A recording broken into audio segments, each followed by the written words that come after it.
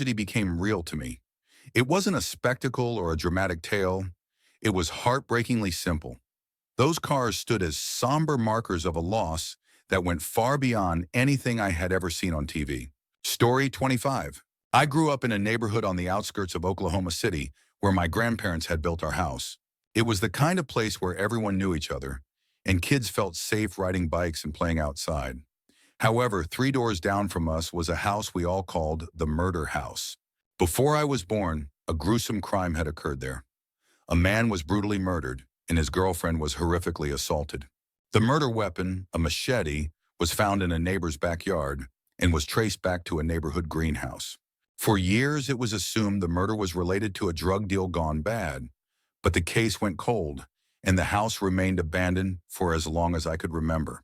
My bedroom faced the street, and from the ages of 4 to 11, I would often wake up in the middle of the night feeling as though I was being watched. At the time, I didn't understand why I felt that way, but the sensation was unsettling. One day, my parents quietly installed blackout shutters in my room. I never questioned it and just accepted that they were there. We moved away when I was 11, and shortly after, someone bought and renovated the murder house. The events faded into the past.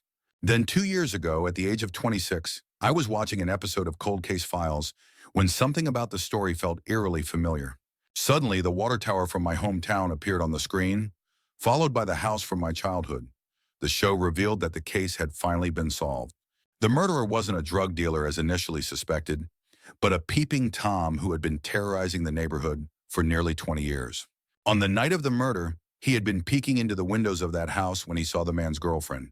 He attacked her, and when her boyfriend came to her defense, the murderer killed him. The revelation left me shaken. The peeping Tom had continued lurking in the neighborhood for years after the crime, looking into windows, including mine. My parents had installed the blackout shutters to protect me from his prying eyes. The man was eventually caught when another woman, living just 3 blocks from my old house, filed a peeping Tom complaint. A barefoot print in her garden matched one found at the original crime scene, finally bringing the nightmare to an end. Story 26. This is the story that made me believe in ghosts. When I was 12, my mom took me and a friend along while she got a haircut. Bored, my friend and I decided to walk down the street and window shop. A few stores down, we passed a parking lot where an elderly African-American woman sitting in her car waved us over. She seemed feeble and a bit out of it, but she begged us to go across the street to a salon her daughter owned. She said she was stuck in her car and needed her daughter's help. She kept repeating, "Please, just get my daughter," and I'm stuck in the car. Wanting to help, we crossed the street and went into the salon. As 2 pale kids walking into a predominantly African-American salon, we got some odd looks, but the staff eventually brought us to the manager. When we explained the situation, the manager went pale and looked visibly shaken. Her demeanor shifted from curious to distraught as she asked us a barrage of questions. Finally, with tears in her eyes, she told us her mother had died just a few months earlier in a terrible accident. She had been forced off a bridge, and her car sank in the water. Unable to free herself, she had drowned. Horrified, my friend and I ran back across the street, but there was no sign of the car or the woman. We asked the lot attendant if he had seen anyone matching her description, but he insisted no one like that had been there all shift. To this day, I can't explain what happened. We initially thought it might have been some elaborate prank, but the manager's reaction was too genuine to be fake. I've never doubted the supernatural since. Story 27. This is something that happened to me, and while it's not the scariest experience, it's deeply unsettling. I was living in an old, creaky house in Halifax, Nova Scotia. The house was the kind where every floorboard groaned, and the wind seemed to whistle through invisible cracks. One of my friends from the West Coast came to visit me for 3 weeks, bringing an absurd amount of luggage. 5 or 6 bags and even a squash racket. Don't ask me why. I let him crash on the futon in the front living room. One morning after a late night of drinking, he burst into my room shouting, "Fire! Fire!" I was hungover and groggy, barely registering his words, but I jumped out of bed. The floor was hot under my feet as I followed him into the hallway. I couldn't see flames, but I could hear the unmistakable roar of fire inside the walls. We ran outside to the front yard, where we could see black smoke pouring from the roof. That's when I noticed something strange. My friend's bags and suitcases were all neatly lined up on the lawn, including his squash racket. Apparently, before coming to warn me, he had made at least 2 trips to save his belongings. The fire had started in the basement furnace and spread through the walls, burning the very floor we'd been standing on. Not long after we escaped, the floor in much of the house collapsed into a fiery pit. The firemen told us we were incredibly lucky to have made it out alive. Story 28. My great-grandparents grew up in a small Cajun town in southern Louisiana, steeped in local folklore and superstition. Early in their marriage, they lived near a cane field, with a Catholic church on the other side. While they usually walked to church during the day, one evening, they decided to attend an evening mass. By the time they left the church, it was pitch black outside. Tired from the day's work, they opted to take a shortcut through the cane field instead of the long path around. The crickets chirped, and the crunch of cane stalks underfoot was their only guide in the dim moonlight. As they trudged through the field, my great-grandfather stopped to catch his breath. My great-grandmother, walking close behind him, bumped into him, and then they both froze. They heard a third set of footsteps. Heavy, deliberate thuds echoed behind them, crunching the cane stalks. Trying not to panic, they started walking again, careful not to upset whatever was following them. My great-grandmother noticed that the footsteps had an odd rhythm. Fear overwhelmed her, and she broke into a sprint. My great-grandfather followed, and the footsteps behind them grew faster. They reached the edge of the field and their house in sight, hearts pounding. Fumbling with the lock, they finally opened the door and rushed inside, slamming it behind them. Their usually fearless hunting dog, Kaiser, darted in after them, trembling and cowering in fear. Then came the banging. Something was scratching at the door, shaking it violently. My great-grandfather assumed it was some wild animal, until the doorknob started to jiggle. Something outside was trying to turn it. He grabbed his rifle and stood guard all night while my great-grandmother slept. The shuffling and scratching continued until the first rays of sunlight. When they opened the door the next morning, they found it covered in deep scratch marks. My great-grandmother remained convinced for the rest of her life that they had been chased by the Rougarou, the Cajun werewolf. Story 29. When I was 7, my mom, sister, and I moved into a new house in Florida after my dad had passed away the year before from complications during a triple bypass. My sister and I had bedrooms upstairs connected by an open loft area. One night I woke up late and for some reason got out of bed and looked across the loft toward my sister's room. Clear as day, I saw a shadowy figure in the shape of a man standing at the top of the stairs. The house was pitch black. There was no light to cast such a shadow. Terrified, I jumped back into bed and cried myself to sleep, thinking it was a burglar. About 15 to 30 minutes later, I woke up again and cautiously checked the stairs. The shadow was gone, so I grabbed my little flashlight and headed downstairs toward my mom's room. Her door was slightly ajar, and as I peeked through the crack, I saw the same shadowy figure walking around her bed. It bent over her as though looking at her. I shined my flashlight on the floor in front of the door, and the figure jolted upright, turned to look at me, and then walked into the bathroom. To this day, I have no explanation for what I saw. I'm an atheist and don't necessarily believe in spirits, but part of me wonders if it was my father checking in on us and kissing my mom goodbye one last time. Even now, recalling that moment sends shivers down my spine. Story 30. As a nurse, I've heard many eerie stories, but one my instructor shared during training has always stayed with me. It involved a nurse whose daughter was terminally ill with cancer. The daughter was in her late 20s or early 30s, with a husband and 2 small children. She was terrified of dying and kept expressing that fear to her family, saying she dreaded being alone when it happened. Her parents took turns staying with her at the hospital along with her husband. One night, it was her father's turn to stay home and care for the grandkids while her mother stayed with her. The daughter passed away that night. Her last words were, "I'm not afraid anymore. Dad is here with me." The family found it comforting until her mother went home and discovered her husband had died on the couch during the night. The mother had expected to plan one funeral, but now had to plan 2.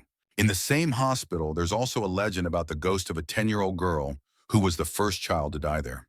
Patients often report seeing her in a white hospital gown, with several shouting, "Get that little girl out of here." Even though no child is present, stories like these make you question what might exist beyond death. Story 31. The summer before my sophomore year of college, I had surgery on both legs, which led to a longer than expected recovery. I eventually had to withdraw from school for the year and move back home. After 4 months of healing, I got a job as a server at a popular restaurant chain where I became friends with 2 coworkers, Oscar and Louie. Oscar was a friendly, laid-back guy, while Louis, a New Yorker, had a cocky attitude but was fun to be around. One night, we went to Oscar's house to watch an NBA playoff game. His parents didn't know us, so we introduced ourselves. Oscar's mom was kind to me but had a strange reaction when she met Louis. She asked to speak with Oscar privately. When Oscar came back, we asked what was up, but he brushed it off, saying it was nothing. Later that night, after Louis left, Oscar told me his mom had pulled him aside because she'd had a nightmare the night before. In the dream, Oscar met someone named Louise, and it brought nothing but trouble. She warned him to be careful around Louis. We laughed it off at the time, though the warning stayed in the back of our minds. A couple of weeks later, I got a call from a female coworker, sobbing and asking me to meet her at another friend's house.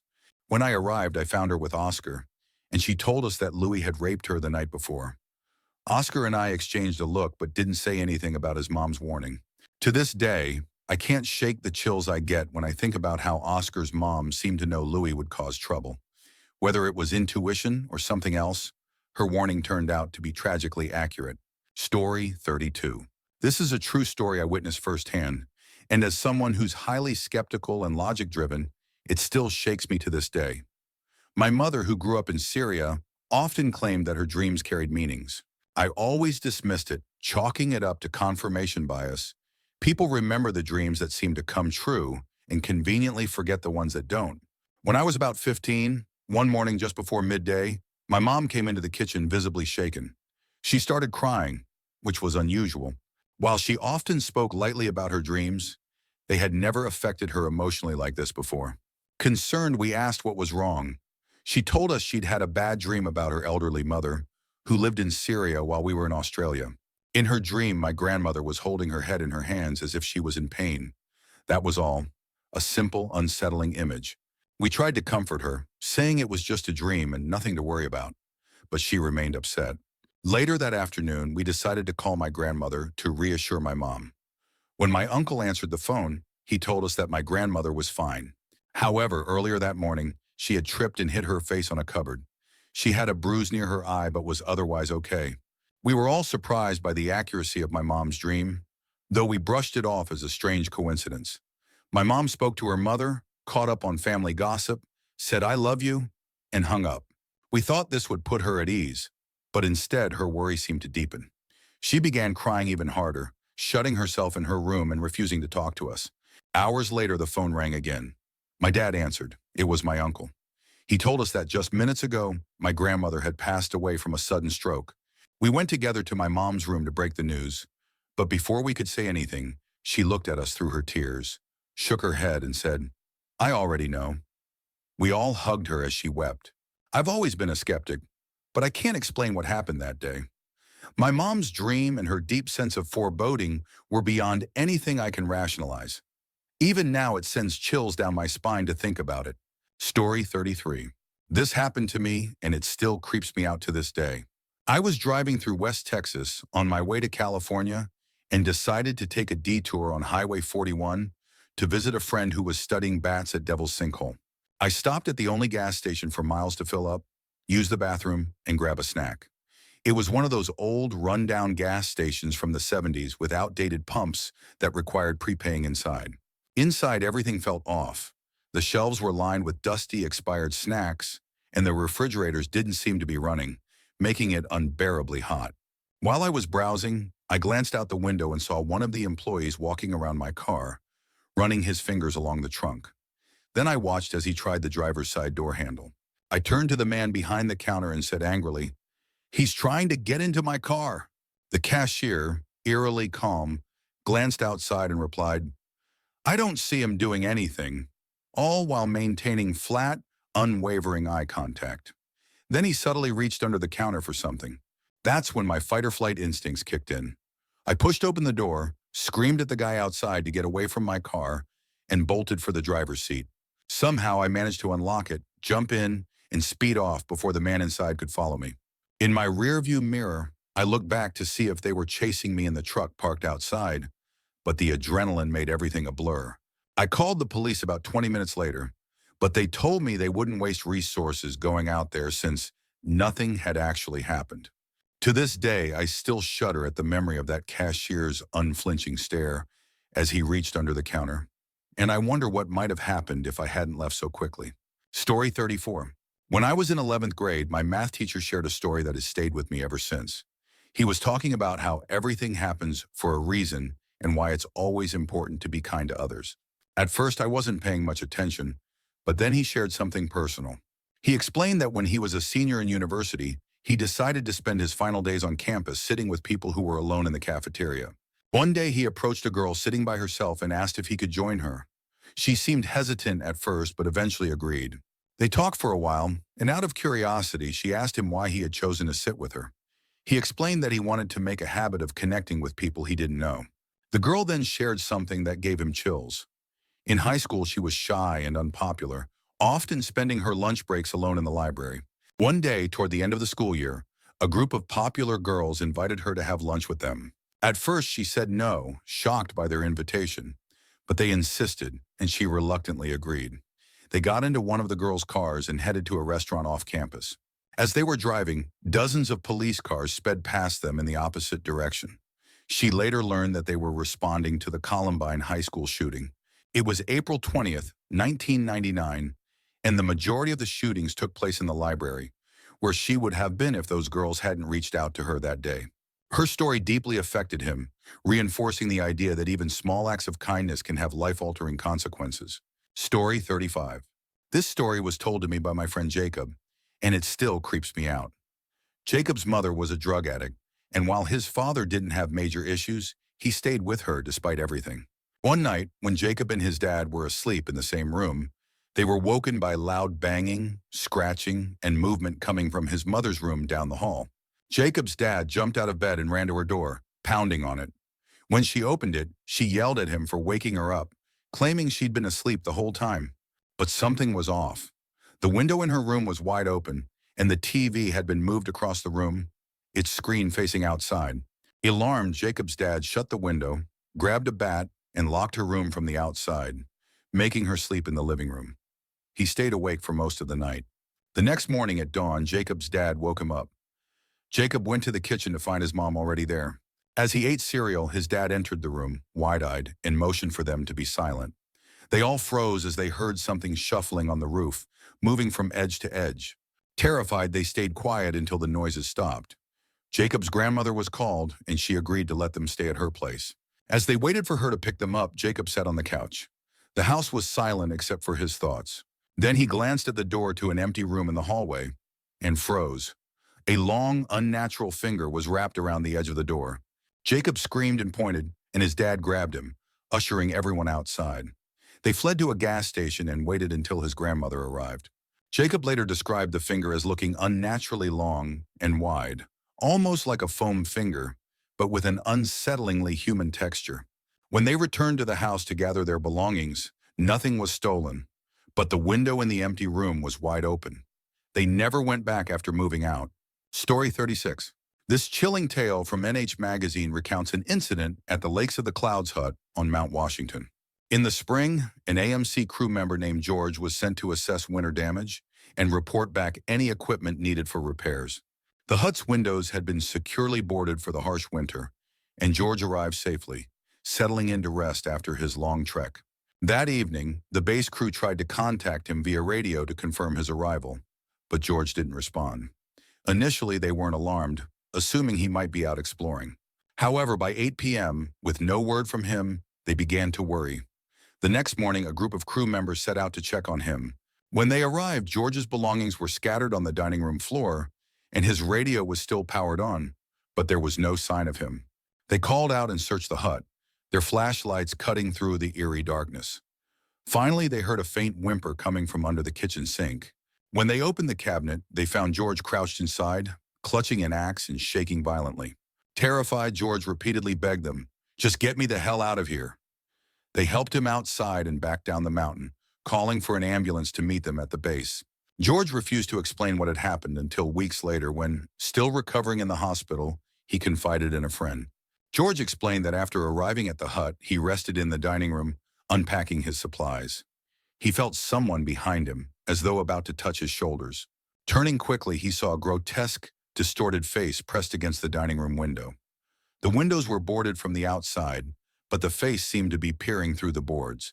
Panicking, George backed away, only to see the same face in another window, and then another. It appeared in every pane, as though moving through the wood itself. He remembered the face melting into the room before everything went black. George never returned to the hut or the AMC crew, and whatever happened on that mountain haunted him for the rest of his life. Story 37. In November, my wife and I bought a house, but our lease on the apartment didn't end until December 31st, so we procrastinated and waited until the last minute to move out. On the day before the lease ended, we were frantically packing and making trips to the dumpster to clear out what was left. My wife was packing, my son and older daughter were helping take out trash, and our youngest daughter, just 6 months old, was sitting in her car seat in the living room. The building was unusually quiet.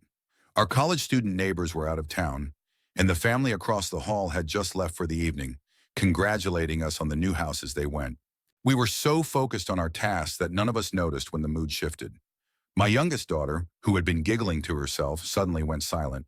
None of us noticed that the front door had been left wide open. It wasn't until my daughter's scream pierced the air that everything came to a halt. My son was the first to hear her since he was in the kitchen right next to the living room.